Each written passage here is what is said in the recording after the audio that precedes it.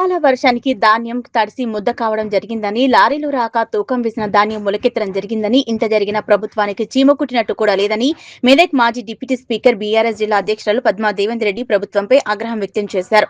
చిన్నశంకరంపేట మండలం కామారం గ్రామంలో ధాన్యం కొనుగోలు కేంద్రాన్ని మెదక్ జిల్లా బీఆర్ఎస్ అధ్యక్షురాలు మాజీ డిప్యూటీ స్పీకర్ పద్మా దేవేందర్ రెడ్డి పరిశీలించారు.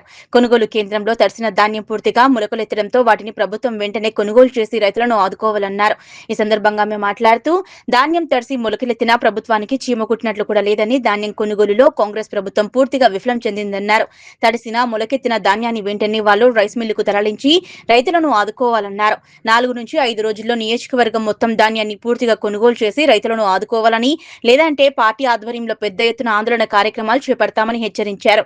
గత టీఆర్ఎస్ ప్రభుత్వం హయాంలో రైతులకు ఎంతో మేలు జరిగిందని, పండించిన ధాన్యాన్ని మొలకెత్తినా తడిసిన ధాన్యాన్ని సైతం ప్రభుత్వం కొనుగోలు చేసి రైతులను ఆదుకుందన్నారు. ఈ కార్యక్రమంలో టీఆర్ఎస్ పార్టీ మండల అధ్యక్షులు రాజు, యాదగిరి యాదవ్, లక్ష్మారెడ్డి, శ్రీనివాస్ రెడ్డి, వెంకటేశం, గోండాస్వామి తదితరులు పాల్గొన్నారు. సెంటర్లో కూడా వడ్లు తడిచిపోవడం జరిగింది. వాళ్ళ కామారం రావడం జరిగింది. కామారంలో మొలకలు వచ్చింది, వడ్లు కూడా మొలకొచ్చే పరిస్థితి కనబడతా ఉంది. అయినప్పటికీ కూడా ప్రభుత్వానికి చీమ కుట్టినట్టు లేదు. ప్రభుత్వం పూర్తిగా వైఫల్యం చెందింది. వడ్లు కొనడంలో ఫెయిల్ అయింది. రైతులకు రైతు బంధు ఇవ్వలేదు, రైతు బీమాకు పైసలు కట్టలేదు, రైతులకు ఇప్పటి వరకు ఆదుకున్నది లేదు. సెంటర్ దగ్గర ఎక్కడ మంచినీళ్ళు పెట్టుడో, కనీసం కాంట దగ్గర బార్దాను ఉంచుడో ఏం లేదు. బార్దాను కూడా ఇవాళకి 5 రోజులు అయిపోయింది. ఇప్పటివరకు దొరకని పరిస్థితి కనబడతా ఉంది. కుట్టడానికి సూతిదారాలు కూడా లేని పరిస్థితి కనబడుతుంది. ఇంకా 38 కిలోలకే సంచి వచ్చింది.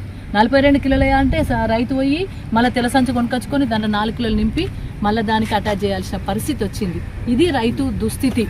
కానీ మేము ఆల్రెడీ వడ్లు కొన్నామని చెప్పేసి ప్రభుత్వం చెప్తా ఉంది. రేవంత్ రెడ్డి గారు అయితే మొత్తం మేము వడ్లు కొనేసినాం, అయిపోయినాయి, రైతుకు వడ్లే ఇక్కడ పంట దగ్గర సెంటర్ దగ్గర వడ్లే లేవన్నట్టు చెప్తా ఉన్నారు. ఇక్కడ ఇంకా 140 సీరియల్ నెంబర్ ఉంటే 80 సీరియల్ నెంబర్ నడుస్తుంది. 50 సీరియల్ నెంబరు కొనాలంటే దాదాపు ఒక 10 లారీల వడ్లు ఉన్నాయి. 10 లారీలు అంటే రోజుకొకటి పంపిస్తే 10 రోజులు అంట. 10 రోజుల వరకు మృగశిర వస్తుంది, వర్షం మళ్ళీ పడుతుంది, మళ్ళీ ఇబ్బంది వచ్చే పరిస్థితి, మళ్ళీ తూకాలు పోసుకునే పరిస్థితి వస్తుంది తప్ప వడ్లయితే కొంటలేరు. ఇది మరి మెదక్ నియోజకవర్గానికి సంబంధించిన దుస్థితి. రైతు ఇక్కడ కృష్ణ ఉన్నాడు, ఆయన 30 రోజులు ఆయన పంట తెచ్చి 30 రోజుల నుండి పంట ఇక్కడనే ఉండడం వల్ల నిన్న వర్షం పడి మొలకొచ్చింది పరిస్థితి. ఆయన భయపడే, నేను భయమవుతుంది నాకు ఈ వడ్లను చూస్తే, ఈ పంటను చూస్తే, ఇంత కష్టపడి వండించుకున్నా అని ఆయన ఇంతకుముందే వీడియోలో మాట్లాడడం చూసిండ్రు. ఆయన నాకు భయమవుతుందని చెప్పడం జరిగింది. అదేవిధంగా లక్ష్మి, ఈమె కూడా 35 రోజులు ఆ పంట తీసుకొచ్చి ఇక్కడ మొలకొచ్చినాయి. ఆల్రెడీ మొలకొచ్చిన పరిస్థితి ఉంది. ఇక్కడ ఉన్న రైతుల దుస్థితి అంతా కూడా అదే. రైతులు తెచ్చుకున్న 30 రోజులే మా సీరియల్ నెంబర్ వస్తలేదు, మా కాంట పెడతలేరు, ఏమన్నా అంటే రైస్ మిల్ కాడ దించుకుంటలేరు అంటున్నాడు. నేను ఇప్పుడు గవర్నమెంట్ డిమాండ్ చేస్తున్నా, బాయిలర్ రైస్ మిల్లర్స్ దగ్గరతో కూడా మాట్లాడితే ఈ ప్రాబ్లం రాదు. వెంటనే ఈ మొలకొచ్చిన వడ్లను, తడిసిన వడ్లను అన్నింటినీ వెంటనే బాయిలర్ రైస్ మిల్కు పంపించాలని చెప్పి డిమాండ్ చేస్తూ ఉన్నాను. 4-5 రోజులలో, ఈ 4 రోజులలో కంప్లీట్గా మెదక్ నియోజకవర్గానికి సంబంధించిన వడ్లన్నీ కూడా పోవాలి. ఎందుకంటే మీరే చెప్పిండ్రు 3 రోజులు అయిపోతాయి, 4 రోజులు అయిపోతాయి, వడ్లు కొన్నాం, వడ్లు అయిపోయినాయి, కొన్నాం, రైతులకు ఆల్రెడీ మేము కొంటున్నాం అని చెప్పేసి చెప్తా ఉన్నారు. అవన్నీ అబద్ధాలు బంద్ చేయండి. ముందు పంట దృష్టి పెట్టండి. సమన్వయమే లేదు మీకు. ఏ సెంటర్కు ఎప్పుడు పంపాలనేది సమన్వయం లేదు మీకు. మీ సిఓలకు, మీ ఎంఆర్ఓలకు, మీ ఆర్డీఓలకు, అధికారులకు ఎవరికి కూడా మరి పైకి ఇన్స్ట్రక్షన్సే లేవు. వాళ్ళకు పైన రేవంత్ రెడ్డి గారు ఏం చెప్తుండ్రో మంత్రులకు తెలుస్తలేదు, మంత్రులు ఏం చెప్తుండ్రో ఎమ్మెల్యేలకు తెలుస్తలేదు, ఎమ్మెల్యేలు ఏం చెప్తుండ్రో అధికారులకు తెలుస్తలేదు. ఏమంటే ఎక్కడ కూడా సమన్వయం లేక అది ఎవరు ఇబ్బంది పడుతుందంటే తెలంగాణ ప్రజలు ఇబ్బంది పడుతుండ్రు. మీకు సమన్వయం లేక తెలంగాణ రైతాంగం ఇబ్బందులు పడుతుంది. రైతాంగం ఇవాళ ఉడికిపోతుంది, ఆగమవుతుండ్రు, రైతులు కన్నీళ్లు పెడుతుండ్రు. కేసీఆర్ గారు ఉన్నప్పుడు ఎప్పుడు ఇట్లా కాలేదు. కేసీఆర్ గారు ఉన్నప్పుడు ప్రతి పంట చివరి గింజ వరకు కొన్నాడు, పైసలు వేసిండు, రైతు బంధు ఇచ్చిండు, రైతు బీమా ఇచ్చిండు, కరెంట్ ఇచ్చిండు, నీళ్ళు ఇచ్చిండు, ఎక్కడ ఇబ్బంది పెట్టలే మమ్మల్ని. కానీ ఈరోజు మేము యూరియా బస్తకి ఇబ్బంది పడాలి, యూరియా బస్త తెచ్చుకోవడానికి ఇబ్బంది పడాలి, రైతు బంధు లేదు, ఆడ పంట పండించుకుంటే పంట కొంటలేరు, తడిసి ముద్దయ్యే పరిస్థితి కనబడతా ఉంది. రైతు బీమాకు కూడా పైసలు కట్టలేదు, రైతు బీమా కూడా వస్తలేదు. ఏం పరిపాలన చేస్తుండ్రో అర్థమైతలేదు.